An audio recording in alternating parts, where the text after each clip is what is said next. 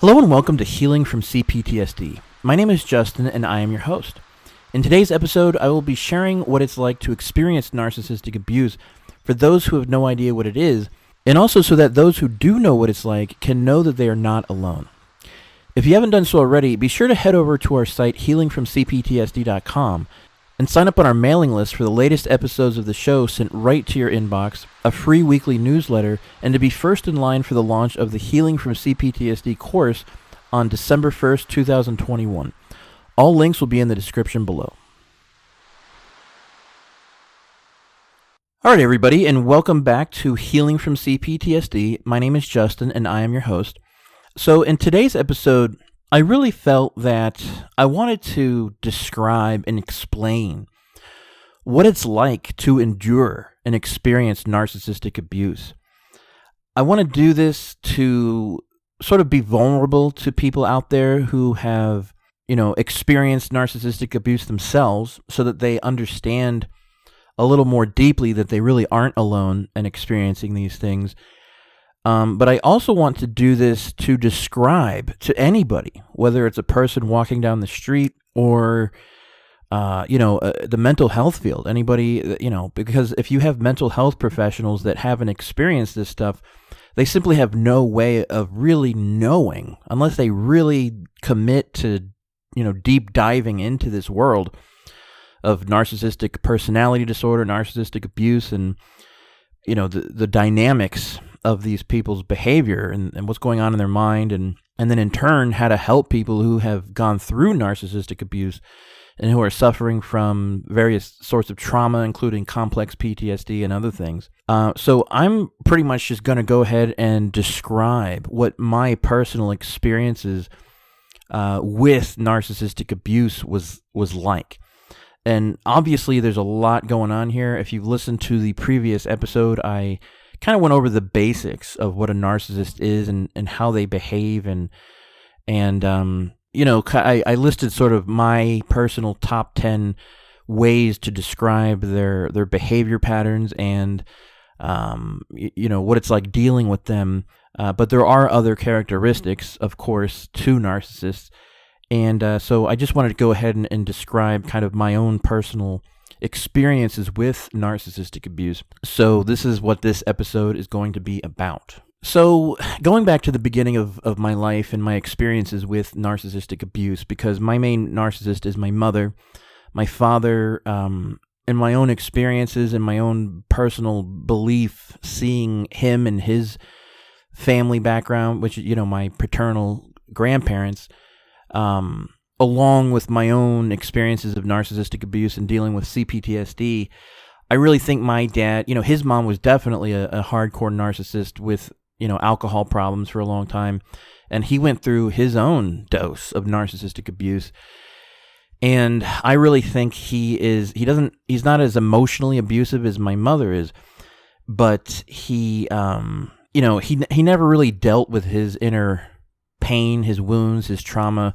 He's never looked within, and that's really a choice. He's not as abusive as my mother is, but he's got a lot of his own issues that he simply does not want to deal with, and because of that, there's a lot of his own. He has his own unhealthy ways of functioning and dealing with people and his kids and stuff like that. So, I grew up as a baby in my early years. There was constant fighting going on, right? And it was explosive. It was, speaking from a child's point of view, it was terrifying. It was really scary. And it was, I didn't feel safe. I didn't feel safe. I didn't think my parents were going to come in and murder me or something, but on an emotional level, I never felt safe ever. I didn't know what was happening. I developed, that feeling of walking on eggshells pretty early on. The fighting, and this is where it was a lot of raging, right? Angering from my mother and my father. I believe she was attacking him, and he was just sort of reacting to it, honestly. Which, none of it's good, but the main narcissist characteristics were coming from her. So right off the bat, I was exposed to sort of the raging, the aggression, the chaos manufacture, and just sort of being, my life sort of starting out in an environment that didn't feel safe, that really wasn't safe. I mean, even if we're talking about psychological and emotional abuse and trauma, it wasn't safe. And my anxiety started right then. My inability to trust the people to be safe, to keep me safe, because it wasn't like once in a while they'd get in an argument. I mean, this was a regular thing. So it was kind of like growing up on a battlefield. You know what I mean? And I was just sort of like a spectator for that segment while my father was still in the house. But, we'd have the cops come over a lot for domestic disturbances and all kinds of stuff. One time the SWAT team came over. And of course, it only got worse when my parents got separated and divorced. He would come over and, kind of stalk the house.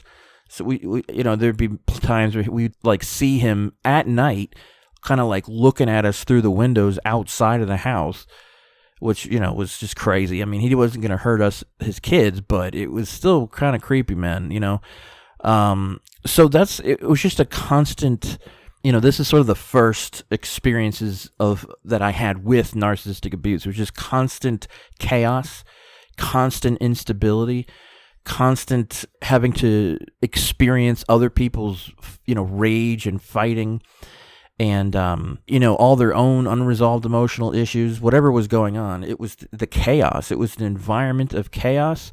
It was an environment of hostility and abuse, and it was just terrible. So right off the bat, my experiences were not feeling safe and never actually being safe, and really heightened levels of anxiety. So, as I got older and started, making friends in the neighborhood, going to school, stuff like that, my anxiety levels, my distrust of people, my, fundamental feeling of not being safe, and not knowing what's going to happen. That's the other thing, the fighting and the chaos. You never know when it's going to happen next. And so you're always on edge. You're always on edge. I was always on edge. I was always, sort of walking on eggshells, having anxiety. I never felt safe, and it's not a good feeling. But what you have to understand, if you didn't grow up in an environment like this, is that feeling of anxiety and mistrust and not feeling safe was normal for me. Unfortunately, what I didn't realize was I had a heavy level of anxiety and fear and feelings of not being safe, both at home and out in the world, right? So it was like a certain level at home of fear and anxiety. Then I'd go out into the world where if that's how people act at home, God only knows what these people are going to be like out here, right? There could be fights. Anything could happen at any time for any reason. So my anxiety and feelings of not being safe went up even higher. And the only place where my anxiety and feelings of safety really were at a level that was most appealing to me was in my room, because I could close the door, lock the door. I could have four walls around me, so I could control what was going on around me, right? Even if there was fighting going on out in the kitchen or the living room or whatever, I could kind of have some control over what was in the room. The walls were the only thing in my life that made me feel safe on an emotional level. The only thing that was constant in my life that I could depend on were four walls around me. Now, I know that might sound kind of sad. I suppose it is sad, but I'm just explaining, from my own experience, my feelings and what I was going through, and I'm still like that. I prefer. I'm an introvert, but I prefer. Unfortunately, I've dealt with narcissists and stuff, but I've dealt with a lot of other dysfunctional people, and I've dealt with, people.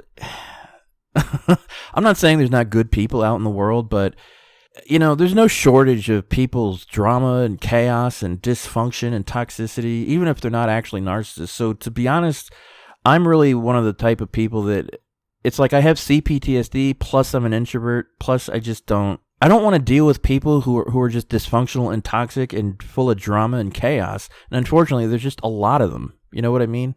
And it's not even that I can't socialize with people. I can. It's just I don't really want to talk about gossip or, the latest episode of Keeping Up with Our Kardashians or what happened with the Golden Globes or who's dating who. I couldn't care less about any of that stuff.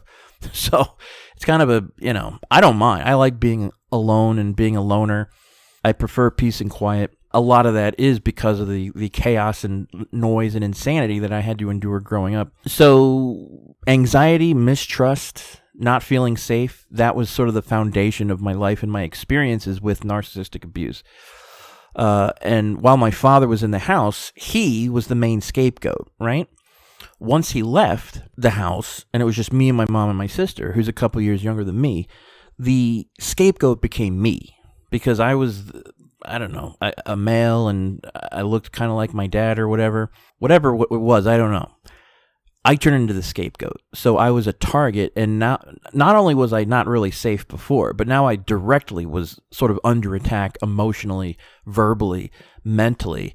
There was no, dealing with a narcissist, or especially a narcissistic parent or mother, there's no love. There's no actual love. You know, that warmth from a mom, that motherly love that's supposed to be unconditional, and the one source of unconditional love you can always count on. If you have a narcissistic mom, you never have that. Not from your mom, not from anybody. You never in fact, now that I'm thinking about it, I don't know if I've ever actually experienced safe, unconditional love. And again, I'm not saying this for like a pity party or anything. I'm just raw description of my experiences. So I didn't have love, right? So love is, not having love is kind of deprivation in and of itself.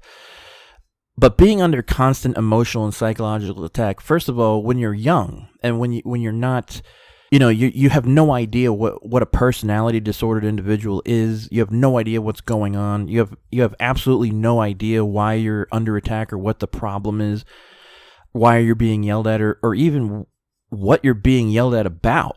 You know what I mean? Like, let me give you an example. And if you've gone through narcissistic abuse, you know what I'm talking about. But for an everyday, regular, decent home, right, family, as an example, let's say that, Timmy is asked by his dad to do the dishes, right? And Timmy doesn't do it once, he doesn't do it twice, and his father keeps reminding, I asked you to do the dishes, I'd appreciate it if you do the dishes. Maybe it escalates to a point where Timmy's dad is now yelling at him, or at least being stern, saying, hey, you've got to get it together and you have to do these dishes or there's going to be some consequences. If you yell about not doing the dishes after being told a bunch of times, I would argue that you might have a different stance on yelling or speaking firmly to your child that's not behaving. I would argue that's normal. That's natural. That's a normal thing to be yelled at about. I asked you to do the dishes multiple times. You still haven't done it. Now I'm upset, and I'm yelling at you because you didn't do what I asked you to do, which is washing the dishes. In the mind, Timmy might not like it. He might not like being yelled at. He might not, like doing the dishes, obviously. But in the mind, in his brain, it makes sense. Everything that happened made sense. He may not like it, but he understands it. There's nothing that's confusing about any of that. He may not like being yelled at by his father or spoken to firmly, but he understands why it happened. When you're dealing with a personality disordered individual or narcissistic abuse, you're being yelled at for things that don't even make any sense. And so in your own, forget about people out in the world believing you or not believing you. You don't even know what's going on while it's happening. Your brain is subjected to a level of insanity, to the point where it starts to warp almost like your perception of reality. They start to it's almost like they're breaking you down or something. Your ability to trust your own perception of reality, the ability to trust your own thoughts and feelings and instincts, none of it makes any sense, right? Like if I was yelled at, like let me just paint an example. Let's say my mother asked me to do something, and then I did it, and then she starts yelling at me because I did it. You see how that could be kind of confusing? So there's a lot of confusion going on. I was under attack. I didn't know why. I didn't know that I was under emotional assault, verbal assault, psychological assault, on top of not getting love, like never, from my mother, right? Like none of that ever happened. I never experienced love, right? Like they say, I think there's such a thing as failure to thrive syndrome with babies and infants, where if a baby isn't hugged, right, like, and they don't feel that sort of safety and unconditional warmth from their mother and father, I supposed to be, if they don't get hugs and stuff, on a regular basis, they can actually die as infants. I think that failure to thrive can probably extend, even if someone doesn't die physically. I think if they're subjected to emotional abuse and emotional neglect and deprivation, you could set up a situation where they have sort of a failure to thrive in life in general, right? Like difficulty holding down jobs, relationships, just the whole 9 yards. And I really think it's a combination of a lack of love that you can count on, or just love at all, and on top of a lack of love, actual emotional abuse and neglect. That's what was going on. There wasn't much physical abuse, although sometimes there was. And again, it was just like a form of raging from my mother, and taking her unresolved emotional issues out on me, and causing problems and chaos and crises and yelling. So you got to understand, on the one hand, it's just because there's so much yelling and chaos, it's just, I grew up in an environment that's so loud that I got to the point that I don't like loud stuff. I don't like cover my ears and crawl under a table if there's some fireworks going off. But let me give you an example. Like I don't really like concerts, live concerts. I'd rather listen to music like on my phone, or you know what I mean? Like I can't handle all that. And I honestly think it's because of the environment I grew up in, and associating loud noises with so much pain and so much toxicity that I can't handle. I feel like those environments anyway, it's like a combination of loud noises and chaos, right? With people just yelling and screaming, and there's people on drugs and alcohol. Like those environments for me were never a fun time. Like clubs, I can't do it. I just don't like it. It reminds just too much.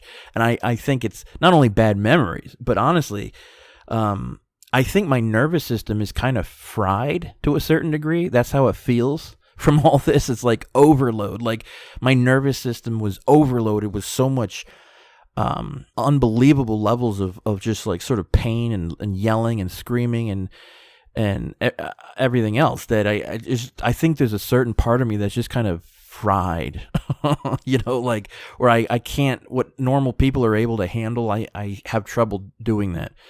So once I got older, so I started going to therapy when I was young. Some of this I've mentioned before, but I'm just kind of retreading it, going through my memories here. I didn't know what was going on, but let's this is what I'll do. Knowing what I know now and having the terminology to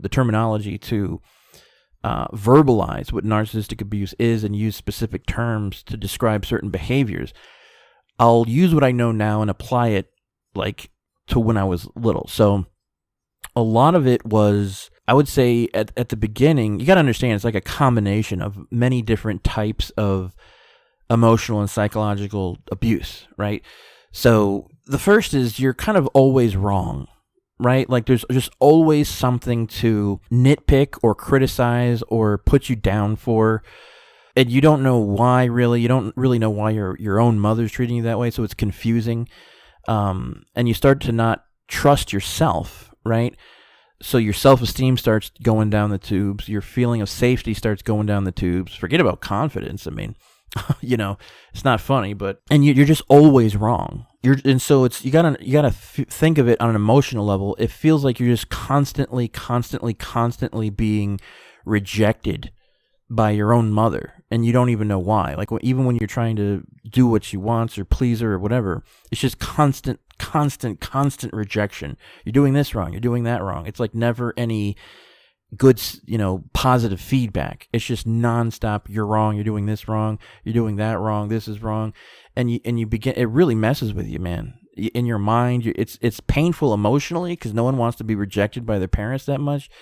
But it really messes with your head when you're growing up like that. Because if you didn't grow up like that and then you come across someone like that when you're an adult, you'll just be like, oh, that person is just a nut, and you keep on moving. But when it's someone that's fundamentally shaping your view of the world and reality and how human beings are, it really does a lot of damage. So much damage on so many different levels that I honestly think it really, this stuff should be like a criminal act, honestly. So you're constantly being rejected. You start to constantly reject yourself. And what does this do? It sets up an emotional situation inside you where not only do you not trust yourself, but you're constantly rejecting yourself, and you start to become kind of like a perfectionist, which, because you can never attain perfection, it's like you're just constantly rejecting yourself. So it's like you're being abused at home, you're being abused when you're not at home, because you're continuing the rejection and abuse in your own mind. And it's just constant. It's just constant. It's like that.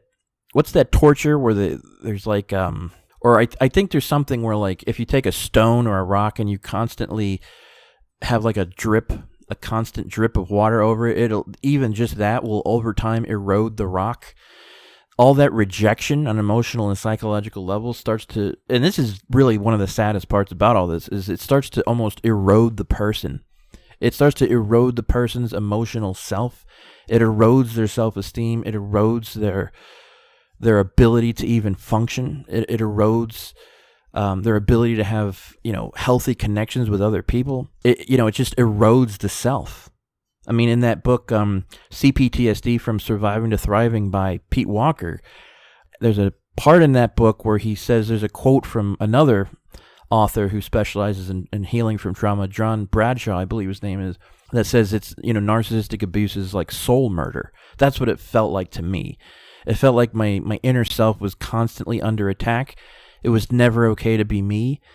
I felt like I grew up in a prison, and I was being attacked in the prison at the same time on a regular basis. To be honest with you, the entire experience was like absolute hell. Again, like, I've said it before, I'll say it again in the future. I wouldn't put my worst enemy through narcissistic abuse, especially coming from someone's parent or their own mother. And what I've described so far is just the tip of the iceberg. I mean, we haven't even gotten into the other dynamics. But it just, on an emotional level, what it felt like was just like I was absolutely and completely hated. I mean, just raw hatred on a regular basis, which is hard enough in and of itself. But when it's your own mother, it's a special kind of hell that, again, I wouldn't wish that on anybody.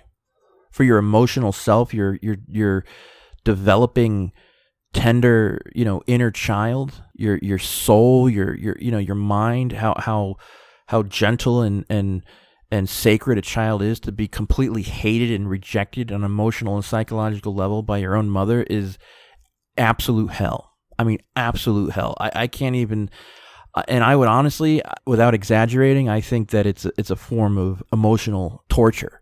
And I'm not even mincing words here. It felt like a type of torture. I mean, it's like, imagine being tortured and deprived of something you need fundamentally, like water or food, for at least the first 18 years of your life. That's what it felt like. That's what it was like. And because I was dealing with trauma and I didn't even realize it, I wasn't myself. I didn't even know who I was. If I was putting on a mask, I was like a mask, but the face behind the mask was like invisible. I didn't know who I was. I didn't have the time. I didn't have the chance to connect with my core self, right? Some people call it the core self, the inner self, the emotional self. I honestly think it's just the soul, again. But it's your core, that self, that sense of I am, right? That I-ness, that core sense of self in literally in the core of your being, in your heart, that's connected to your mind. Well, that never developed. I was constantly under attack and rejection. Rejection is probably the word I would use to describe a lot of this the most. It felt like I was just constantly being rejected. And it was extremely sad. And I cried pretty much every night. I mean, I just wanted to die.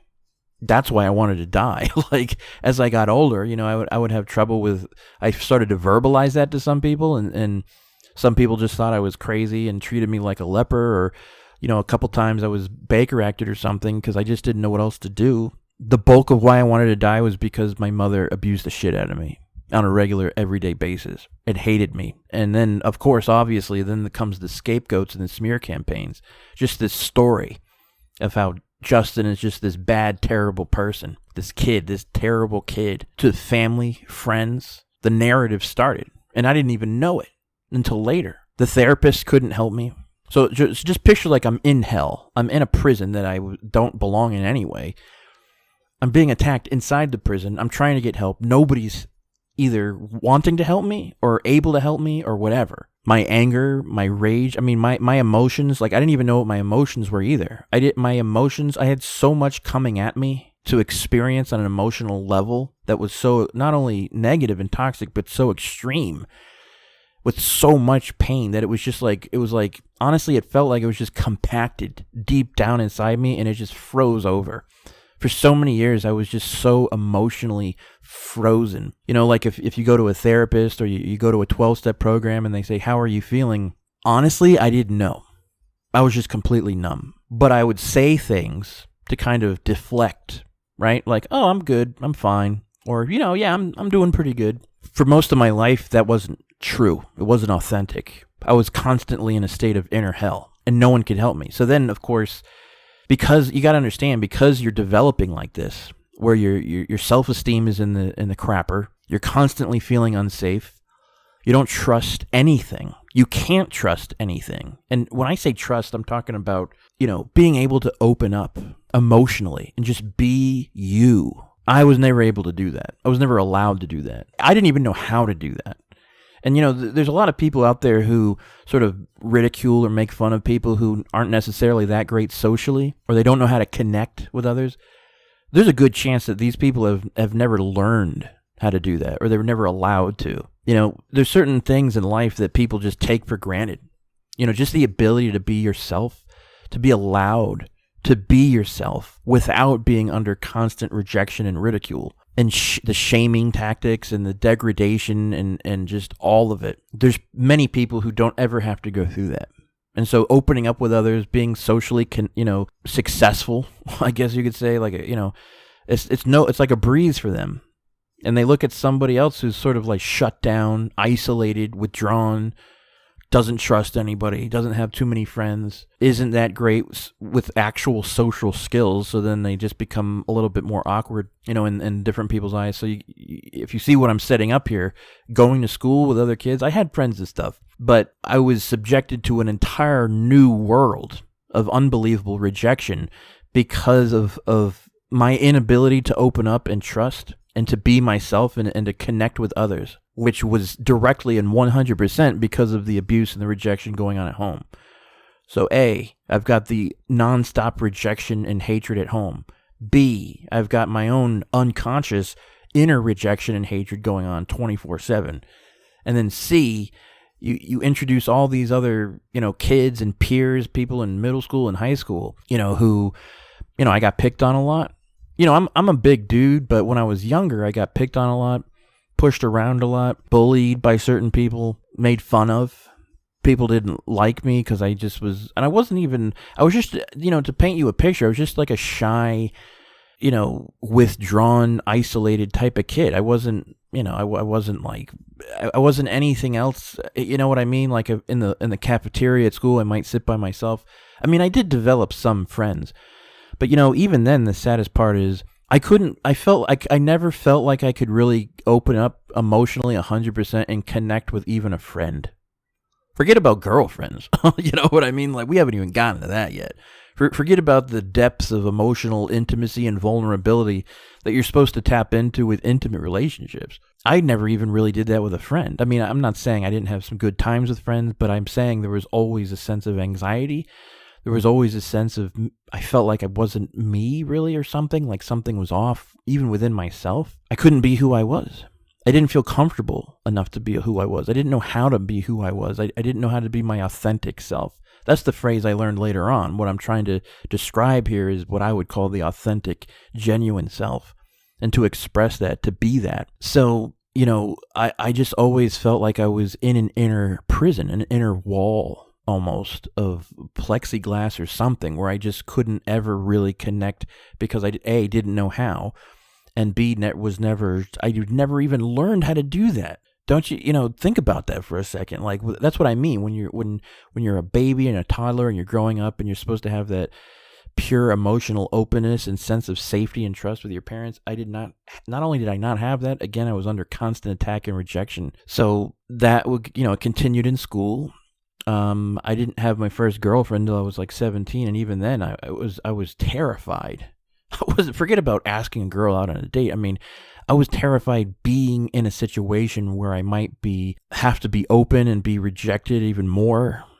Because what starts to happen is, you got to understand, you start to experience what's called emotional flashbacks, which is like it's a spectrum. An emotional flashback could be something mild, or it could be really extreme, where on an emotional level, it feels like almost like that initial experience of trauma, neglect, almost abandonment. You can abandon your child emotionally, even if you're there physically. And that's what I experienced. And that's confusing too. It's like if someone said, "Oh, my mom left me," people would be able to understand that.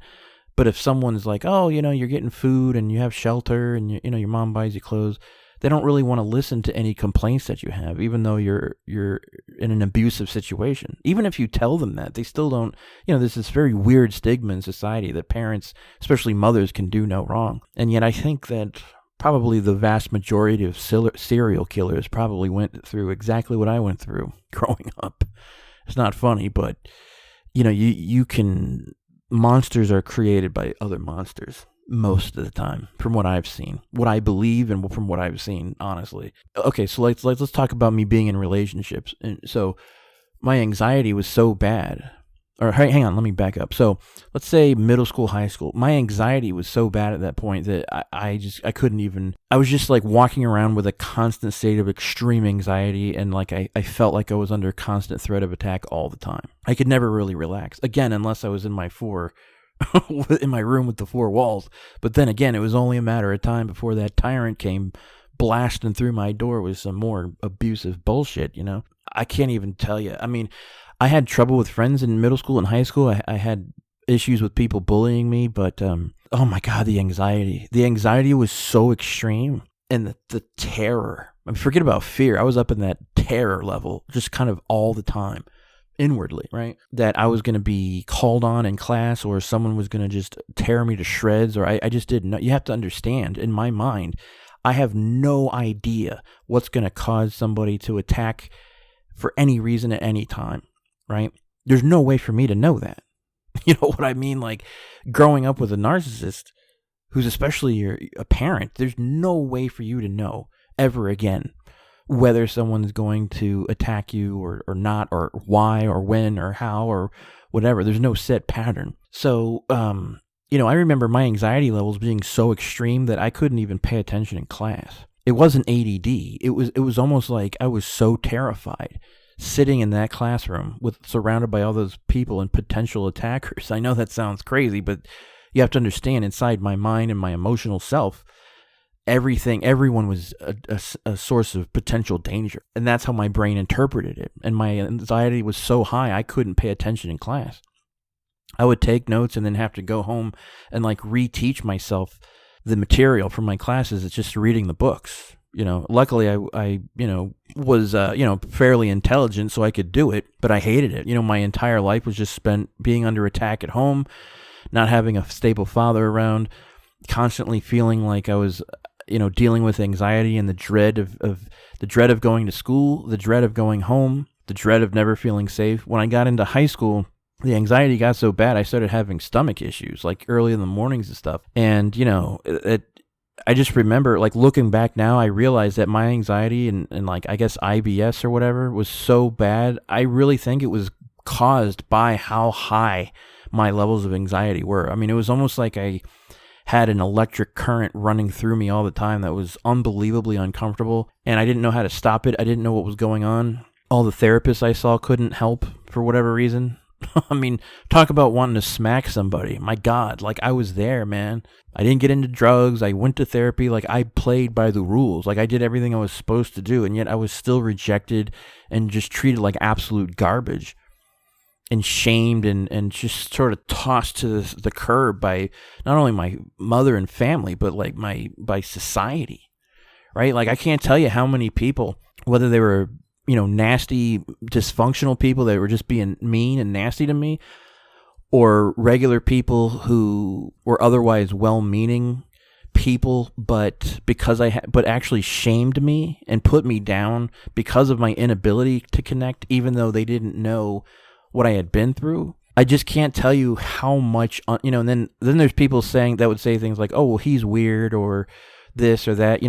I don't think people understand what it's like emotionally to go through so much unbelievable nonstop rejection from your mom, your family, different people in your neighborhood, people at school, just the therapists all over the place. I mean, it's not a shock to me why people become addicts of various kinds or can't function in society or even, go all the way to committing suicide, because there's some hells. It's like, it's not only like you're in hell, but people don't know how to escape. And that's why I'm so mad at therapists, because I was dealing with things in a healthy way, the healthiest way I knew how, and they weren't able to help me. And so I was just constantly stuck in that hell. And then, different therapists thought maybe there was like a bipolar thing going on. What was happening was extreme trauma, psychological and emotional trauma, what I know now as complex PTSD, toxic levels of constant shame, constant emotional flashbacks, a vicious inner critic, a vicious outer critic in the form of my narcissistic mother, self-abandonment without even being conscious of it, not getting my needs met, not even knowing how, social anxiety like people can't even believe. I mean, I honestly think, people have said like it's like growing up on a battlefield, but I honestly think, and I haven't been in the military or in war, but I'm sure that if you're deployed in war, there's a certain level of constant extreme anxiety and stress that you're going to be under attack. And that's why they say it's like growing up on a battle, because that's the only other place in life where you're possibly experiencing something like that, right? Where you literally are. That's exactly what war is. You're under the threat. You're under constant threat of attack for any reason at any time from any area by anyone. You don't know if a grenade's going to go off or someone's going to pop out of the bushes and shoot you, or you're going to step on a landmine, or what's going to happen. I would like to see if my levels of anxiety and terror on a regular daily basis were similar to what soldiers were actually experiencing having to actually be in war, just out of, curiosity. Now, when it came to intimate relationships, what would happen is, on an emotional level, I was absolutely terrified. I mean, the idea that I would be ridiculed. See, when you got that gaze, when you're dealing with narcissistic abuse and you come under the gaze of the narcissist, right? And they just attack like a tiger, whether it's emotional or verbal or whatever, you are conditioned pretty deeply that if you are seen, if someone spots who you are, you're going to be under attack. And so you're terrified just for that. So when you're in an intimate relationship, the idea of being my authentic self was absolutely terrifying. Not only that, I didn't know how to do it, but to experience even more rejection was even more terrifying. But this isn't just everyday rejection that happens in a relationship between people. Being rejected by someone that I open myself up to would result in me experiencing an extreme emotional flashback, the likes of which I couldn't control and I couldn't get myself out of for days, if not weeks. I mean, we're talking like black hole levels of unbelievable, like, inner hell. If I were to, because it's like that it's almost like you're re-experiencing the initial trauma of whatever happened when you were a baby, where you're not getting your emotional needs met, you're not getting that love, and there's just this constant pattern of shock, fear, and confusion where you just feel completely alone, completely abandoned, completely rejected.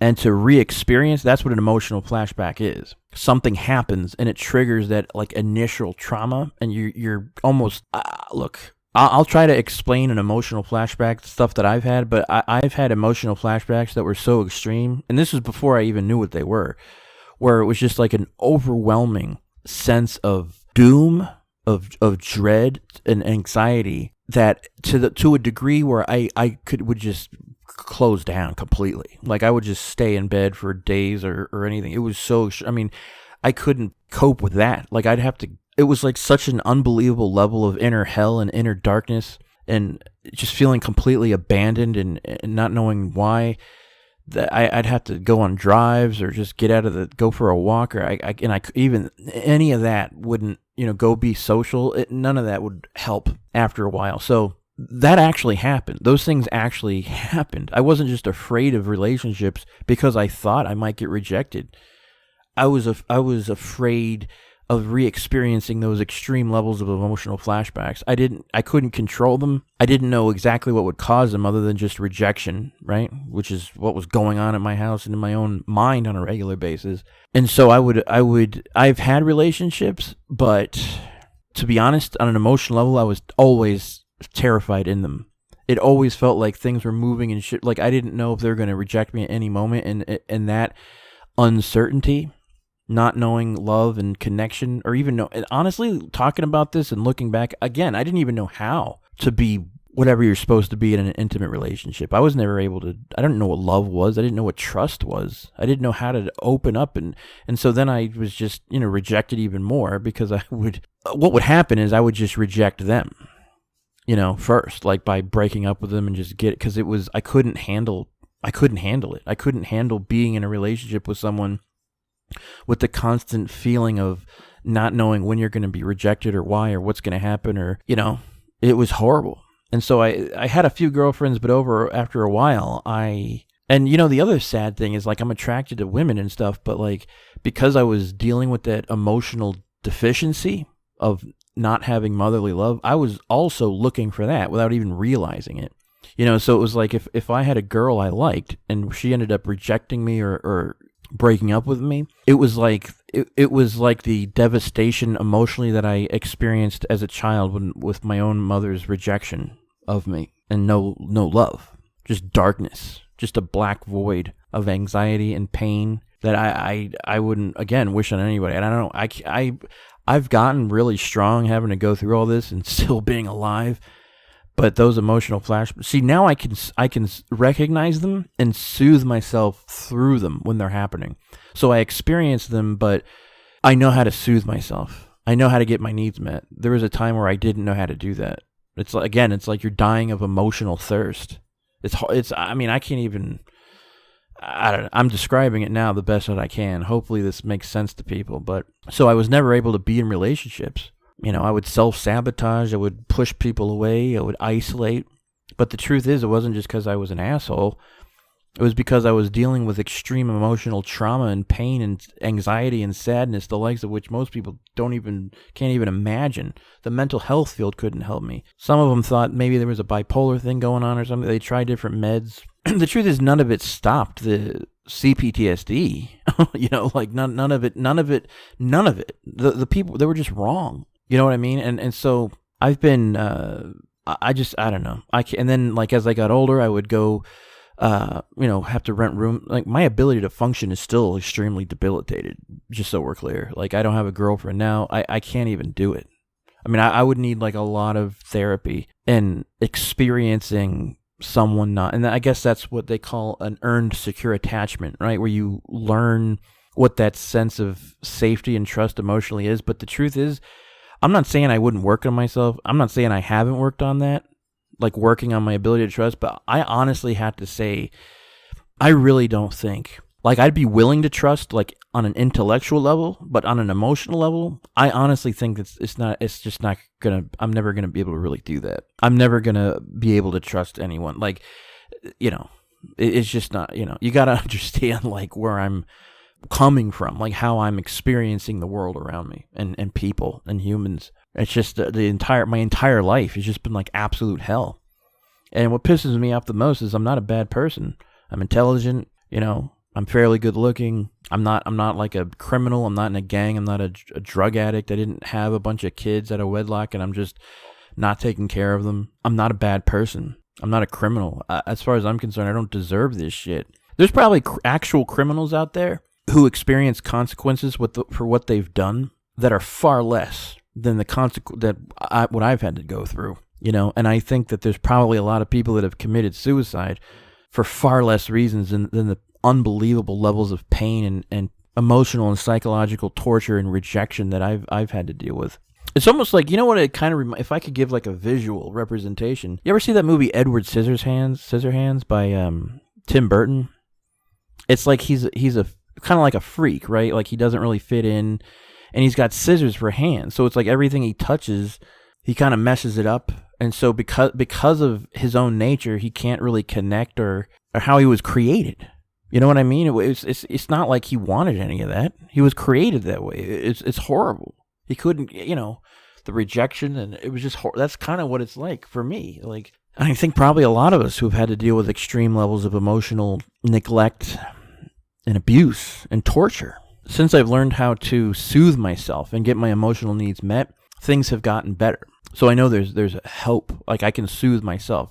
I haven't tried to actually be in any relationship till I feel like I've healed sufficiently and I'm in a better place financially and all that. But it's getting better. Once I learned about CPTSD, everything changed. But yeah, I would say that. Oh, and then of course there's the smear campaigns. Forget about that. So you're being painted as this monster that you aren't actually. That's not really you. So anyway, I think that's probably a good place to stop it for this episode. I hope that made sense. I hope, and I'll talk about more of this as we go along. I just wanted to kind of give sort of a insight into my own personal experiences with narcissists. And by the way, that's what I told you, what I just described is very similar for a lot of people who've had to deal with narcissistic abuse, whether it's their mom or dad or whoever, a spouse, a boyfriend or girlfriend. And so that's kind of what it's like experiencing narcissistic abuse, to say the least. It's just been like pure absolute hell, to a point where, again, like, therapists don't know what it is. People on the street don't even believe you. Just think about that. Just really sit with that idea that it's so extreme that most people have no frame of reference for it. You're just left to suffer on your own. It wasn't for lack of trying. Like, it wasn't that I wasn't going to therapists or reading books or trying to talk to people or go to seminars. What I went through was extreme enough to where even these high-level, highly educated people in these personal development workshops, like Tony Robbins levels of stuff, it didn't work on me. And they thought there was something fundamentally wrong with me. They didn't know what I was dealing with. There's a lot of other people out there, maybe you're one of them, that does know what I've gone through. And so honestly, I think it's to us, those of us who have been able to crawl through the debris and the rubble of our lives and the neglect and abuse, to build something specifically for us, Because again, a lot of people are well-meaning, but they don't get it. And all you end up getting is more rejection, ridicule, shame. But there's something real going on. It's called complex PTSD, emotional abuse, extreme levels of trauma and neglect and hatred that has come from someone else into you. Narcissists are like just hate machines. It's just like their number one operative is just pure hate, and they're totally out of control. So anyway, I'll leave it there. I hope you guys are doing well, and I hope you enjoyed this episode of the show, and I will talk to you soon. Take care.